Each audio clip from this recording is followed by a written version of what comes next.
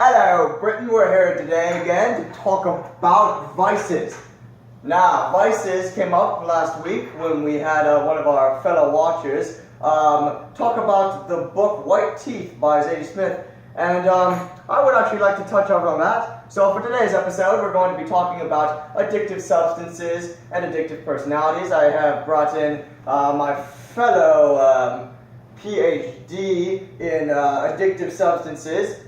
And pharmacology. There you go. He is here to help us understand why these substances are so addictive. So let's go ahead and we'll just jump right into it. So the first substance that Samad abused would have been an opioid, morphine. Now, what can you tell us about that, Mr. Bright? Well, morphine resides from the poppy seed plant, and the opium plants are typically found in heavy regions in the Middle East, but it's come over here through pharmaceuticals, through the Japanese and Chinese workers of the Western Railroad. They were known to operate opium dens in the 1800s, which led to the widespread use of heroin.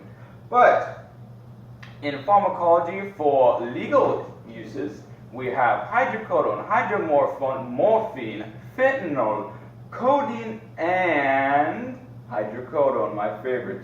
So, many people get used to these because as they suppress the central nervous system, they bind to your pain receptors and dull them. Can you tell me why or how addictive these substances are and the time it takes in which you become an addict, let's say?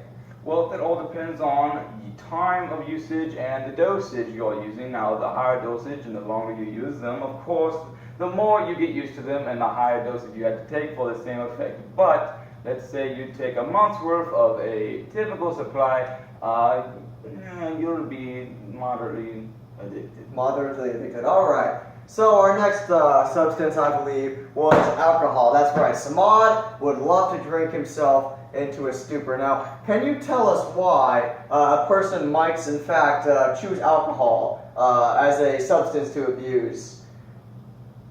Well, like opiates, alcohol suppresses the central nervous system, slowing down all your reaction times, making you stupider, slurring your speech. It makes for a very fun time, especially mixed with opiates and other drugs. It then intensifies the effect, and many people can become, once again, addicted. Now, it says here that blood alcohol content of 0.45 or over would be in the death range. Is that correct? Yes, that is correct. Okay, well, it would seem that our friend Samad hit that on a quite regular basis. Could you possibly touch upon what this does to your liver, especially when mixed with pharmaceuticals such as opioids? Well, pharmaceuticals mixed with alcohol only intensifies the effects, thus killing your liver and harming vital organs in the body very, very heavily. So, liver damage occurs through heavy usage, and it then rots it from the inside out, causing it to swell into a bundling mass of useless tissue, scar tissue that is, that doesn't work as well as the natural organ did in the first place. I see. Now, our next subject is a bit inappropriate, and I do believe we're going to have to skip over that for the audience tonight. I do know that we Britons love to have a good sense of humor about these sorts of things, but there would not be school appropriate as we believe that this should not be shared in our British schools. So we'll go ahead and skip over to the next substance of cheating. Now, and when I say cheating, I mean on the spouse. And it would appear that he loved to have flings, multiple flings with multiple women, although he was especially fond of one. Now, could you touch upon the psychology, perhaps, of why he might choose to have these flings when he already had a perfectly good marriage?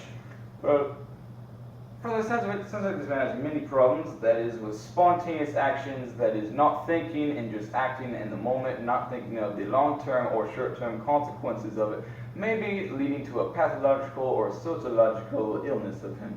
So, cheating. Many people actually cheat throughout relationships. There's a statistic that 40% of couples have different partners. Is that right? Yes. Very Wow. sad, in fact. So, through his spontaneous actions, he probably, once again, with his addictions, loves a little bit of excitement. And as we know, our spouses can get a little boring, and so... Oh, is your spouse boring? My spouse left me 3 years ago. I am a rather boring fella. I have a PhD in pharmacology, but it makes me money, so I have lots of flings, actually. I'm sorry, I didn't mean to touch on your personal life. Please continue. Oh, well, anyway, on this man's rather devious behavior, I love cheating, actually, so I can relate with this man. Cheating is a rather interesting art form. You have to covertly interact with other attractive partners without your true spouse knowing. They have to be attractive, do they? I'd like them to be. Oh, well, do you continue then? Well, there's one rather fine one. I was in the club dancing to the most dubious beats, and she came along and struck a pose next to me, and we grabbed each other, and well, she ended up back at my place, and well, I had to kick out early because my wife was going to get home, and that's when she left me. Oh, I'm quite sorry to hear that. Yeah, I guess I asked for it, but I mean, I can't say. Do you think you have a vice? I have many vices. I think everyone does, but mine a little bit further than everyone else's. But yeah. I mean, well, it does look like we have to wrap it up. We're almost at our time limit for the show. So, again, I am Mr. Moore, this is Mr. Brightworthy, and we are your hosts this evening, and we would like to wish you a very special night. Don't forget to check in with us tomorrow. We will be hosting a floor clock tea time. Thank you very much, Britain. This has been fun. All right.